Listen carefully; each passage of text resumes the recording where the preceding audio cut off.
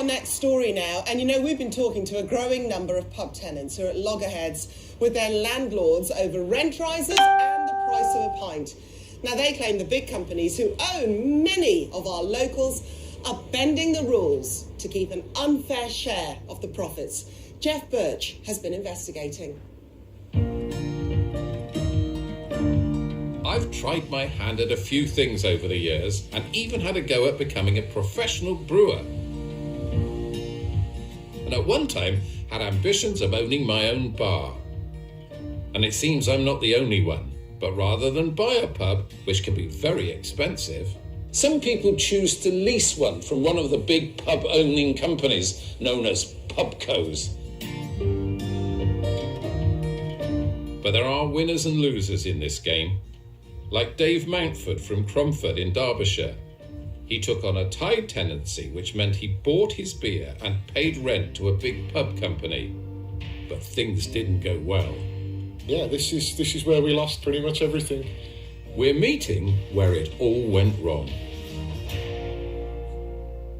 So this was your pub? Yes, we ran the pub from 2007 to 2012. So it wouldn't be exaggerating to say that this place wrecked your life. It financially crippled us. It put us back years. I was hoping to run this as a business. I'm not afraid of saying we wanted to make money, like most people do when running a business.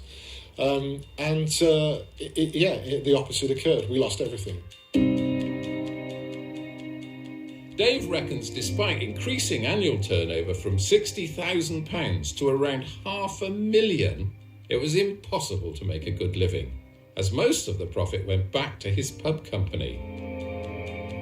Dave's problems began before the new legislation came about, and now his former pub is owned by a different company.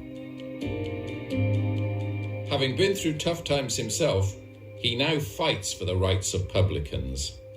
I represent tenants all over the country, and I'm finding that the treatment that they are receiving is quite appalling.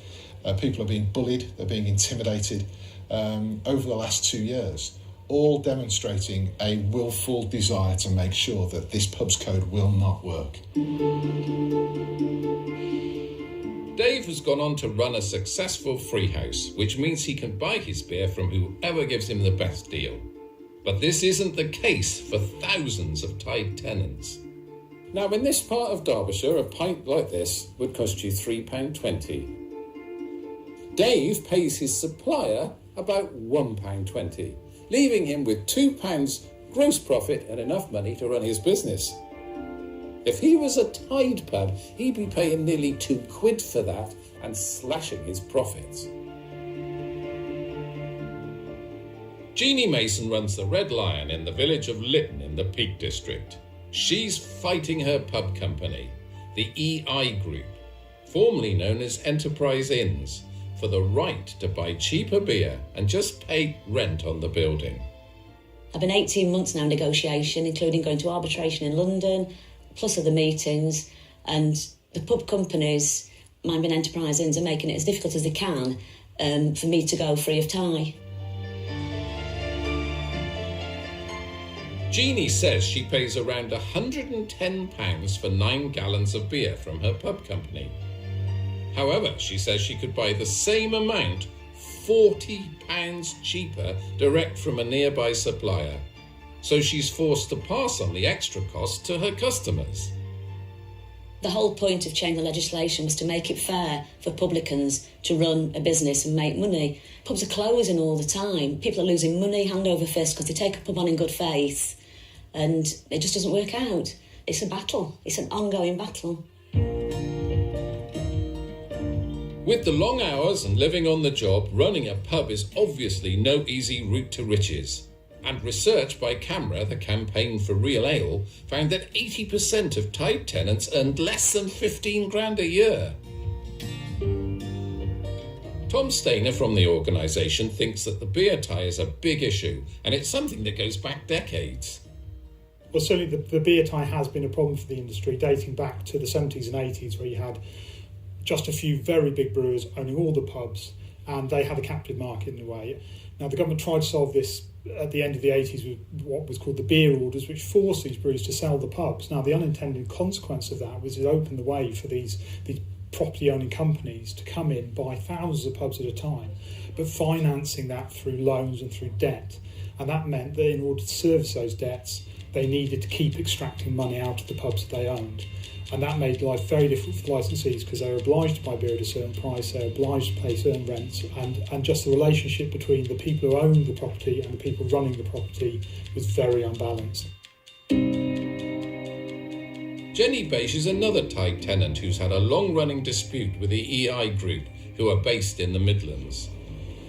So you rent this property now, but you're tied to the beer you sell, right? That's correct, yeah. So if you wanted to rent it without being tied to the beer, does that put the rent up in any way? Well, yes, they've asked for probably at least quadruple the amount of rent that we're currently paying. 4 times what you're paying. 4 times what we're currently paying. So could you make a living at that? No. Jenny took the fight to her local council, who gave her unanimous support and also her Member of Parliament, but she reckons it's just not helped. I understand you've got quite a well-known MP as well. Yes, of course, our MP Theresa May, and we feel we have her backing, but the pub companies don't want to play game. The legislation isn't working, we're not getting anywhere. There's a Midlands MP who agrees with Jenny. Adrian Bailey claims some of the pub companies are flouting the new legislation by introducing extra costs if the tenant decides to break the beer tie. There are a whole load of things you want to change about this legislation, but what's the one key thing that would make a difference? A clear right spelt out in law that would enable the tenant to know that he or she can have a fair rent, independently assessed, and still be able to buy beer on the open market that would drive down the cost of beer in their bars. Pub companies have for many years taken an unfair slice of the profit being generated by their tenants. Now I'd like to speak to one of the pub companies at the heart of this story. The EI Group, who own Jeannie and Jenny's pubs and thousands of others across the country, turned over £648 million last year and made $50 million in profits. So would ending tied tenancies have a really big effect on these companies? Well, they declined to take part in our programme. Instead, the company gave us this statement. The EI Group is built on the strength and sustainability of our pubs, and we work closely with publicans to support their success, whether under the leased, tenanted, free of tie, or a managed model. The Pubs Code is designed to offer publicans greater choice and transparency, and we've worked hard to ensure our publicans are aware of all the options available to them.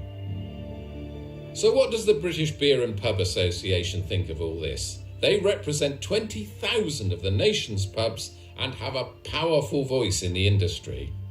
Some of the tenants we've spoken to feel the legislation isn't working for them. Do you feel that it's working for the big pub companies?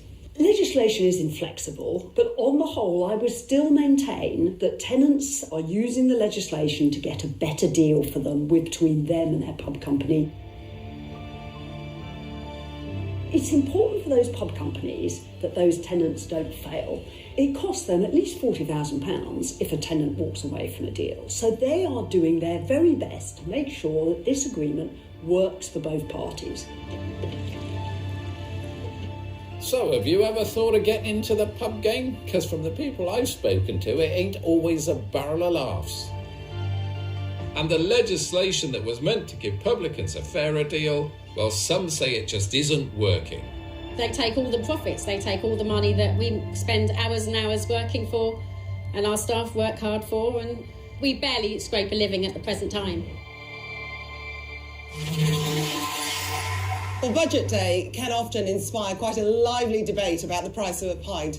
But how important is your local to you? Why not tweet us at BBC Inside Out and use the hashtag #MyLocal.